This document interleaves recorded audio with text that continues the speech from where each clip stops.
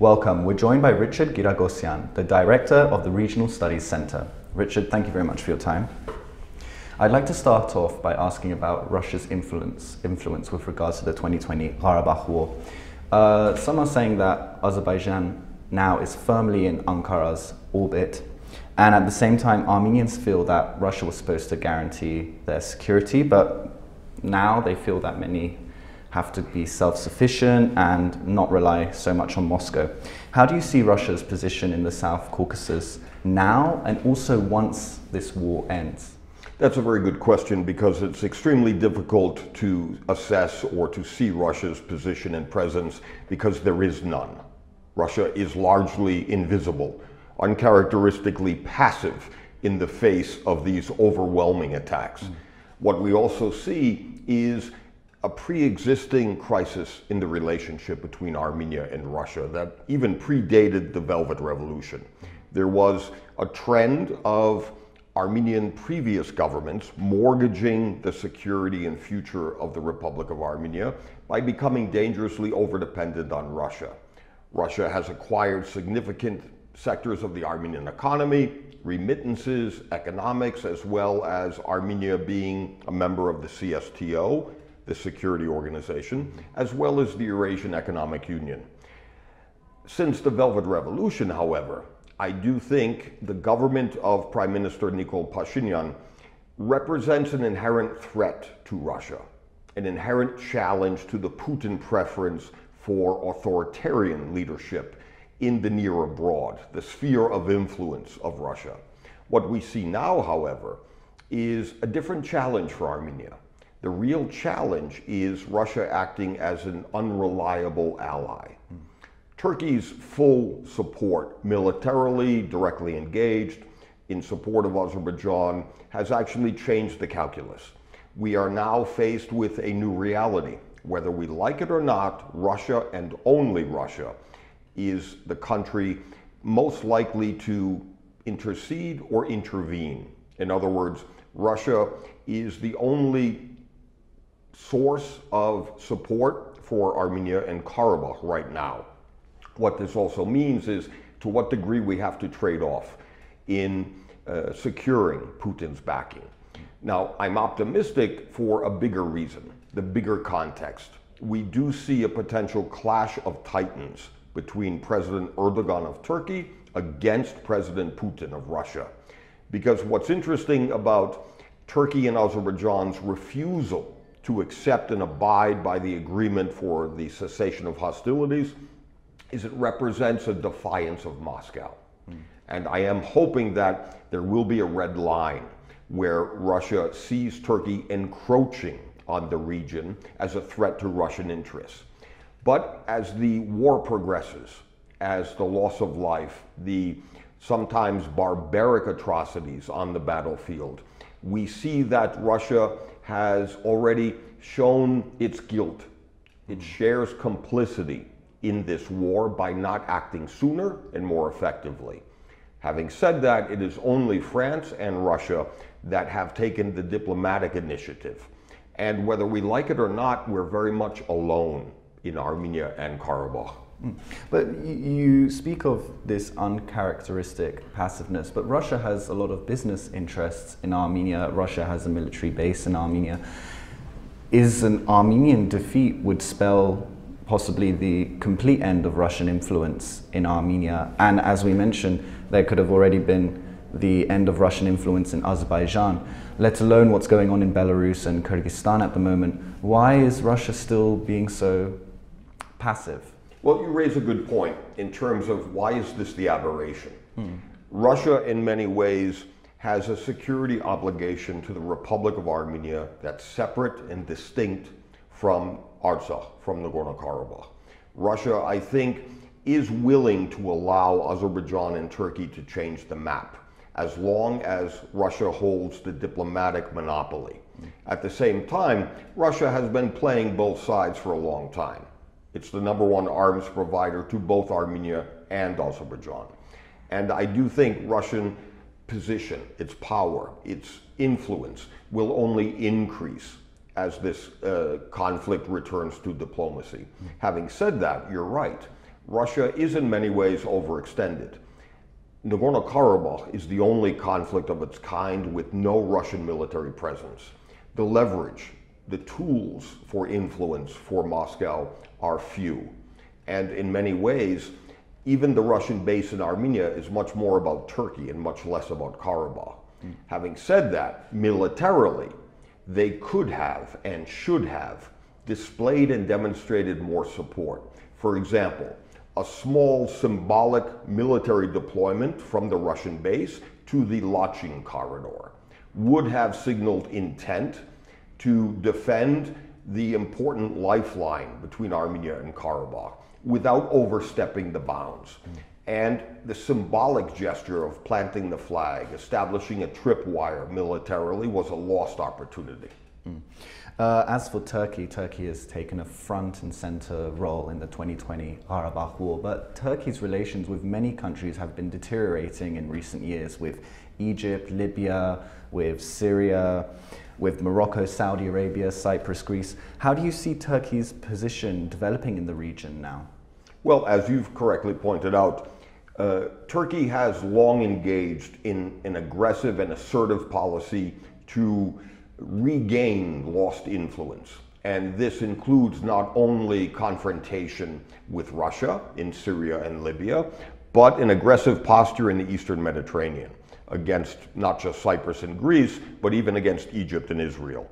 What we also see under President Erdogan of Turkey, a broader context of reasserting Turkish power, often in contrast or conflict with the United States and with the NATO alliance.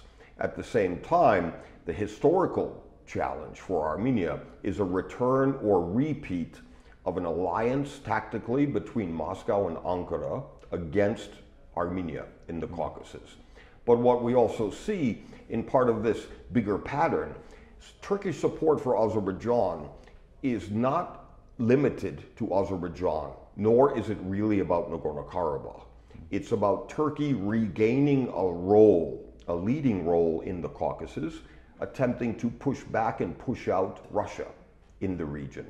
This is the bigger clash or context. And in this context, we do expect Turkey at some point to seek a transactional bargain or barter with Russia, perhaps in return for something in Syria or in the bigger picture. But at the same time, Turkey clearly is much less a NATO ally and even significantly much less an American ally. What this means is we're dealing with a marginalized, isolated Turkey in Western eyes that's looking dangerously back to the east. Well, as you just mentioned, EU-Turkey relations, US-Turkey relations have become far more complex. And we, as you mentioned, there is a possibility of a far greater sense of isolation for Turkey. But what is the red line? Why is the EU and the West still kind of standing by Turkey despite these constant progression towards expansionism, towards militarism? Let's be honest, it's an indictment of a lack of Western resolve and unity, and the patience, unjustified by the West, for Erdogan is also due to bigger distractions, from COVID-19 to problems within the European Union. However, I think the Turkish stance against the West is what brings Turkey closer to Russia. And in many ways, I think it's driven by a position of weakness, not strength, insecurity, and not confidence. Having said that, from an Armenian and Artsakh perspective, the last several weeks have shown us how weak the international community has become in terms of Western security, how empty bluff and bluster have become. In other words, even Russia no longer scares Azerbaijan or Turkey. Defying Moscow's agreements and demands for a ceasefire are unfortunately resulting in little hesitation by Baku and Ankara. And I think this is the reality we're faced with once again, isolated and under pressure. In the US, the Biden-Harris campaign has released statements saying that a Biden presidency would recognize the Armenian genocide, would review security assistance to Azerbaijan. Do you think that a Biden presidency could possibly turn the tables for Armenians? In one key respect, yes. First of all, knowing Senator Biden or former Vice President Biden from the time I worked in the US Senate, his commitment to Armenian issues is clear. What's more interesting, he has a personal record and a political history of conflict with Turkey. This is interesting as well in terms of Cyprus and other issues. What a Biden administration promises is not necessarily specific action in support of Armenia or Artsakh, but more broadly, an end to American disengagement and isolation for the past several years, and hopefully an end to the nightmare of the Trump administration, where American promises and allegiances, its performance with alliances, has been unpredictable and reckless. So a Biden administration may return a degree of normalcy in dealing with Moscow and then confronting Turkey. In this context, a return to normalcy by an American administration under Biden is what promises the benefit for Armenia. And hopefully, Azerbaijan and Turkey will pay a price. There will be a cost to such reckless threats. Because regardless of what happens over Artsakh, over Armenia and Nagorno-Karabakh, Turkey and Azerbaijan have moved into a position of undermining regional security and stability. They are a threat to the EU and to European security. This is a fundamental new landscape. The US Secretary of State Mike Pompeo also said in a radio interview something like, "We hope the Armenians can defend themselves against what the Azerbaijanis are doing." And Trump said at a campaign rally about Armenians being businessmen and all that. What is that? What is that about exactly? Well, to me, it's an indictment of how low American foreign policy has devolved. In other words, Secretary of State Pompeo has been notable for his absence of knowledge, for his silence and benign neglect of Armenia and Artsakh from the beginning. He's also reiterated his ignorance, in my opinion, in terms of initially commenting on the fighting as a historic battle over real estate, which is actually insulting to everyone involved. And now with his off-the-cuff honest remarks, it reflects much less a policy analysis and much more a sign of geopolitical ignorance. So I wouldn't put much into the statements. And in terms of President Trump's rather typically dismissive remarks regarding Armenia and Armenians in America, I think it only shows the reason why we're hoping for a change in US leadership. And finally, I'd like to ask about Israel. Israel has been selling arms to Azerbaijan and has been a major support for Baku. But opposition leader and future Prime Minister Benny Gantz has, according to many, taken a more pro-Armenia stance in terms of policy. Do you think the days of the Turkey-Israel-Azerbaijan axis are numbered? Or do you think that the alliance between Israel and Azerbaijan will continue into the long term? I'm a little more pessimistic. I think no matter who's in charge in Israel, whether it's Gantz or Netanyahu, Labor, Likud, in terms of Israeli national security imperatives, their allegiance and alliance with Azerbaijan will remain strong. And for us, it's more a question of establishing limits and an end to the military support that Israel has been providing. At the same time, it's also an axis between Israel, Turkey, Azerbaijan that cannot last. And even in the words of President Erdogan of Turkey recently, hailing and heralding Jerusalem as theirs, this will undoubtedly lead to tension.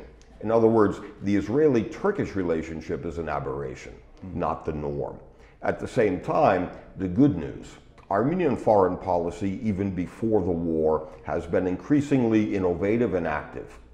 And what we see now is an acceleration of that trend, where Armenian foreign policy is also not just confronting Turkey and Azerbaijan, but is projecting influence and power to marginalize the support and patrons of Azerbaijan. In other words, Pakistan would normally drive us closer to India in terms of a response and a reaction to Pakistani support for Azerbaijan. The Saudi Arabian boycott of Turkish goods. Despite Saudi Arabia's support for Baku, there is an opening for Armenia in terms of taking out the patrons and partners for Azerbaijan. Because let's be honest, this war over Artsakh right now, we know Azerbaijan well. That is a different, more predictable context. It is Turkey's intervention militarily, which is unprecedented and which makes this a game changer. And it is actually demonstrating how we need to be more innovative, more dynamic, also in terms of punching above our weight. And in this context, I do think that we are going to be in a stronger position diplomatically. Artsakh has a much stronger chance now of entering negotiations as a full party to the conflict, if not a full victim of the conflict. At the same time, I think Turkey and Azerbaijan, with each passing day, are increasingly putting their gains at risk, militarily, but also diplomatically, becoming pariahs. And the final point, we need to be prepared not just for Russian inactivity, but also for what happens within Azerbaijan. President Aliyev of Azerbaijan is actually in a vulnerable position. He's dangerously riding the tiger of war. And I think we shouldn't rule out a degree of pressure, of high expectations for military victory, but also pressure on the corrupt Aliyev regime in Baku. I think this may be an interesting sign of Azerbaijan greatly and dangerously overextending itself. Well, Richard, thank you very much for your time. Thank you. And thank you for joining us on CivilNet.